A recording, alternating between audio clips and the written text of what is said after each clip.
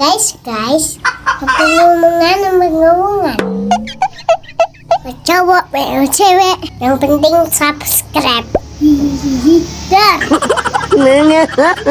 Kalau enggak, ntar digigit cacing. Oke, dadah, assalamualaikum.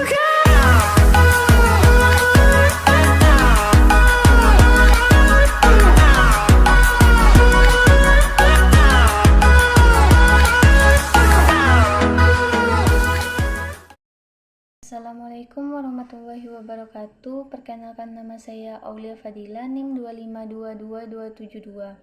Kali ini saya akan melaksanakan ujian listen dengan mata kuliah logika dan algoritma. Pada kali ini saya akan menjelaskan tentang dasar algoritma pemrograman. Yang pertama, percabangan.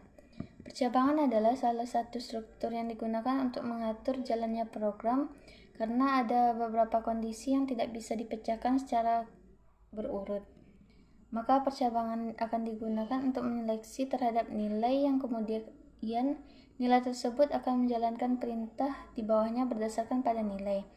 Contohnya, jika kita klik start, maka akan dijalankan perintah print selamat datang di web kami. Lalu selanjutnya jika keluar, maka akan dihadapi dengan percabangan di mana jika kita memilih ya, maka akan dijalankan perintah print loadout berhasil dan kita keluar. Jika kita memilih percabangan tidak, maka akan dijalankan perintah print kembali pada langkah awal. Yang kedua, jenis percabangan dan implementasinya.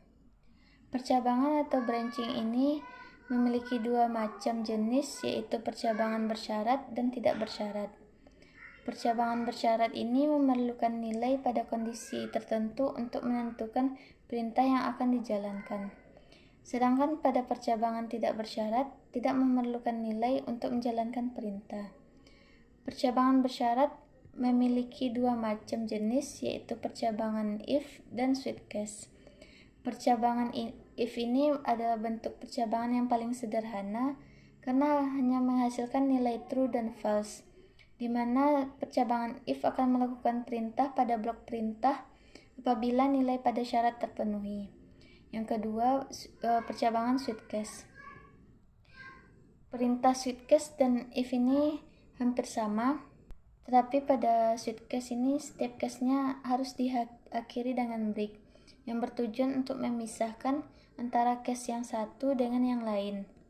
Pada switch case akan menyeleksi nilai dari variabel terhadap nilai case-nya, seperti contoh penggunaan switch case. Jika variabel yang dicantumkan setelah kata switch dimasukkan ke dalam kurung, maka akan memulai perintah switch dengan kurung kurawal. Case akan selalu diikuti oleh keadaan yang akan terjadi, kemudian dituliskan nilai yang akan dibandingkan nilai variabel yang telah dituliskan pada switch. Apabila nilai dari kondisi terpenuhi, maka perintah akan dijalankan. Yang kedua, percabangan tak bersyarat. Bentuk percabangan ini adalah dalam aplikasinya akan mengarahkan eksekusi program ke lain program yang dituju dengan menggunakan perintah goto. Contohnya seperti ketika menjalankan program, maka perintah echo jalan ke depan tidak akan dijalankan karena ada perintah goto A yang mengarahkan untuk langsung melompat ke perintah A, yaitu echo diam di tempat tanpa mengeksekusi perintah sebelumnya. Yang kedua, perulangan. Perulangan atau loop ini adalah perintah program yang berfungsi untuk mengulang beberapa program atau perintah sampai pada batas yang telah ditentukan. Untuk membuat perintah perulangan, ada 3 komponen yang harus ada dalam perulangan. Yang pertama, kondisi pada saat awal perulangan. Kedua, program perintah yang akan diulang. Yang ketiga, kapan perulangan itu akan berhenti. Perulangan memiliki 2 struktur utama. Yang pertama, kondisi perulangan, yaitu kondisi yang harus dipenuhi agar perulangan dapat dilakukan. Yang kedua, bagian perintah yang akan diulang. Jenis perulangan dan implementasinya. Yang pertama, perulangan while, di mana perulangan ini tidak diketahui dengan pasti pada saat program dituliskan. Yang kedua, statement dual. Perintah perulangan while dan dual ini hampir sama, yang membedakan hanya kapan pengecekan kondisi perulangan itu dilakukan. Pada perulangan while, kondisi perulangan diperiksa di awal, sehingga apabila kondisi tidak dipenuhi sejak awal, maka perulangan tidak akan dilakukan. Tetapi pada perulangan dual, pengecekan kondisi perulangan akan dilakukan di akhir, maka perintah perulangan akan melakukan satu kali perintah sebelum mengecek kondisi perulangan, sehingga kondisinya jika tidak terpenuhi maka tetap akan terjadi perulangan sekali. Yang ketiga, perulangan for. Perulangan ini digunakan apabila telah diketahui berapa kali kita akan melakukan perulangan. Untuk perulangan for ini kita membutuhkan 3 kondisi, yaitu kondisi awal perulangan, kondisi pada saat perulangan, dan kapan perulangan harus berhenti. Yang keempat, perulangan bersarang. Perulangan bersarang ini adalah perulangan di dalam perulangan. Selanjutnya, yang ketiga, rekursif. Rekursif dalam ilmu komputer adalah hal yang sangat penting, karena rekursif ini adalah perintah untuk memanggil dirinya sendiri baik secara langsung dan tidak langsung. Pada pemrograman, rekursif ini adalah fungsi yang memiliki peran memanggil dirinya sendiri. Pemanggilan fungsi rekursif ini secara langsung dapat terjadi dalam fungsi untuk memanggil dirinya sendiri, sedangkan secara tidak langsung, yaitu fungsi rekursif ini akan memanggil satu atau lebih dari fungsi lain sebelum memanggil dirinya sendiri. Contoh penggunaan rekursif yaitu ketika kita memotong tempe tipis-tipis sampai habis. Algoritmanya, jika tempe sudah habis atau potongan yang paling tipis, maka potongan tempe selesai. Jika tempe masih bisa dipotong, maka potong tipis dari tepi tempe, lalu lakukan prosedur 1 dan kedua untuk sisa potongannya. 5 dikurang 1 ditambah Fibo 5 dikurang 2 sama dengan Fibo 4 ditambah Fibo 3. Yang pertama, ada fungsi pangkat. Fungsi pangkat ini akan menghitung 10 pangkat n dengan menggunakan konsep rekursif. Contohnya, jika 10 pangkat n sama dengan 10 dikali 10 pangkat n kurang 1. Seperti contoh, 10 pangkat 3, maka 10 dikali 10 pangkat 2, di mana 10 pangkat 2 ini dihasilkan dari 10 pangkat 3 dikurangkan 1. Yang kedua, fungsi faktorial. Fungsi faktorial ini secara notasi ditulis seperti n faktorial sama dengan n kali n kurang 1 faktorial, di mana n ini besar dari 0. Contohnya, faktorial 5, di mana 5 dikali faktorial 4. Deret Fibonacci.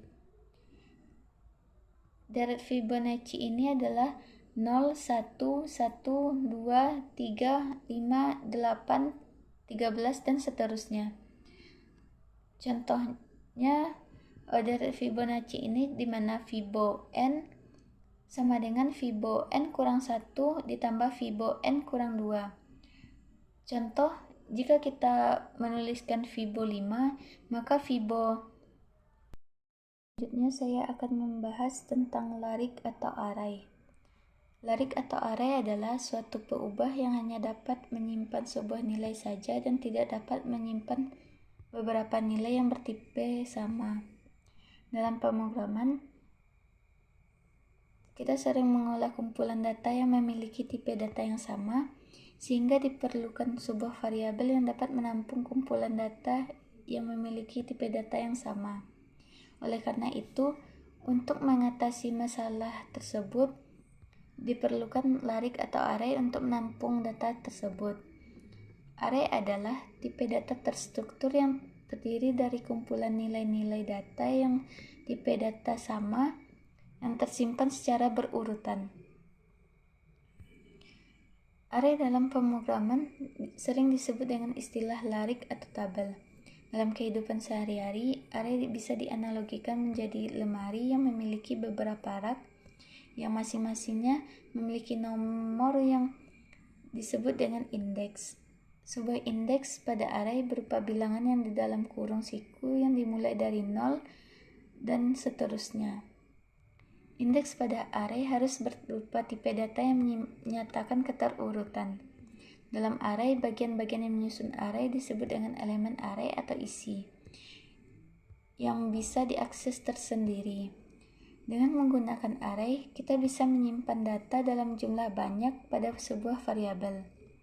Penggunaan array dalam pemrograman digunakan ketika memiliki sejumlah data dengan tipe data yang sama yang memerlukan penyimpanan sementara sebelum data diproses. Dengan menggunakan array, bisa menghindari penggunaan variabel yang terlalu banyak. Berdasarkan dimensinya, bentuk array terbagi menjadi array berdimensi 1 dan array berdimensi 2 atau multidimensi. Array berdimensi 1 adalah sebuah variabel yang menyimpan kumpulan-kumpulan elemen yang memiliki tipe data yang sama dan hanya memiliki satu indeks. Pengaksesan elemen array dapat dilakukan secara berurutan atau acak berdasarkan indeks tertentu secara langsung. Untuk pengambilan nilai pada indeks tertentu dapat dilakukan dengan nilai pada indeks yang diinginkan. Sebelum variabel array digunakan, maka variabel array perlu dideklarasikan ke dalam bentuk umumnya seperti tipe underscore data nama underscore array, lalu ditutup oleh kurung ukuran.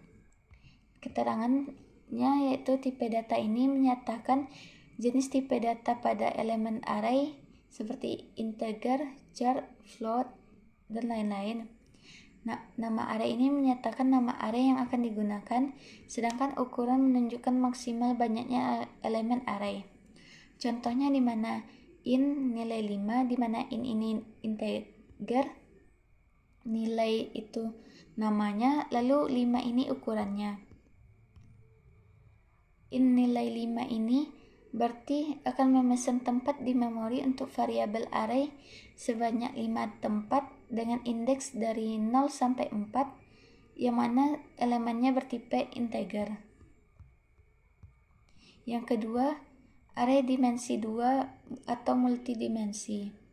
Array 2 dimensi ini adalah pengembangan array dimensi 1 yang dikenal dengan istilah matrik yang terdiri dari lebih dari satu baris atau kolom. Jika pada array satu dimensi terdiri dari sebuah baris dengan beberapa kolom, maka pada array dua dimensi terdiri dari beberapa baris dan beberapa kolom yang bertipe sama. Array berdimensi 2 ini tersusun dalam bentuk baris dan kolom, yang mana indeks pertama menunjukkan baris dan indeks kedua menunjukkan kolom dari tabel atau matrik. Bentuk umum array 2 dimensi yaitu tipe underscore data nama underscore array, lalu ditutup oleh kurung dengan ukuran 1, ukuran 2. Keterangannya yaitu tipe data menyatakan jenis tipe data pada elemen array seperti integer, char, float. Nama array menyatakan nama array yang akan digunakan. Ukuran 1 menunjukkan jumlah baris, ukuran 2 menunjukkan jumlah kolom. Saya akan menjelaskan tentang metode divide dan conquer. Metode divide dan conquer adalah suatu pemecahan masalah yang besar dengan cara membagi masalah menjadi submasalah yang lebih kecil secara berulang-ulang, sehingga masalah tersebut dapat diselesaikan secara langsung. Solusi yang didapat dari setiap masalah kemudian digabungkan untuk membentuk solusi yang utuh. Ada beberapa langkah umum metode divide dan conquer. Yang pertama, divide. Divide ini adalah membagi persoalan menjadi beberapa sub-masalah yang memiliki kemiripan dengan persoalan awal dengan ukuran yang kecil. Yang kedua, conquer. Conquer ini adalah menyelesaikan masing-masing sub-masalah secara berulang-ulang. Yang ketiga, combine. Menghubungkan solusi masing-masing sub-masalah sehingga membentuk solusi secara utuh. 4 hal penting yang ada dalam strategi ini adalah yang pertama, branching factor. Branching factor dalam algoritma adalah jumlahnya dari submasalah yang akan dibagi dari sebuah masalah. Hal ini adalah langkah nyata dari algoritma divide dan conquer di dalam proses pembagian yang sebenarnya. Jumlah dari branching factor harus 2 atau lebih, karena jika tidak, maka masalah tidak bisa dibagi. Yang kedua, balance. Sebuah algoritma divide dan conquer bisa dikatakan seimbang jika masalah awal dibagi menjadi sub-sub masalah dengan ukuran yang sama. Atau bisa disebut dengan jumlah dari keseluruhan ukuran sub-masalah sama dengan ukuran masalah awal.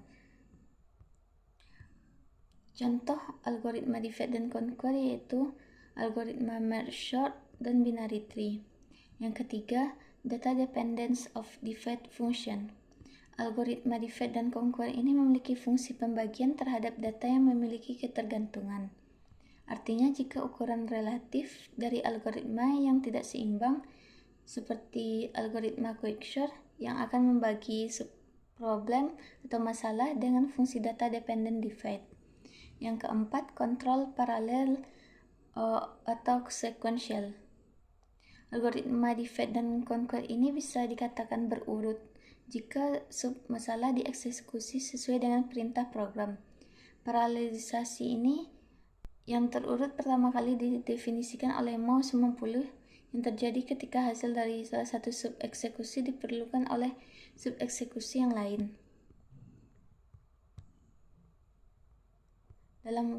Dalam masalah ini, hasil dari subtree pertama diberikan kepada proses komputasi subtree kedua, agar hasil akhir bisa digunakan sebagai nilai awalnya.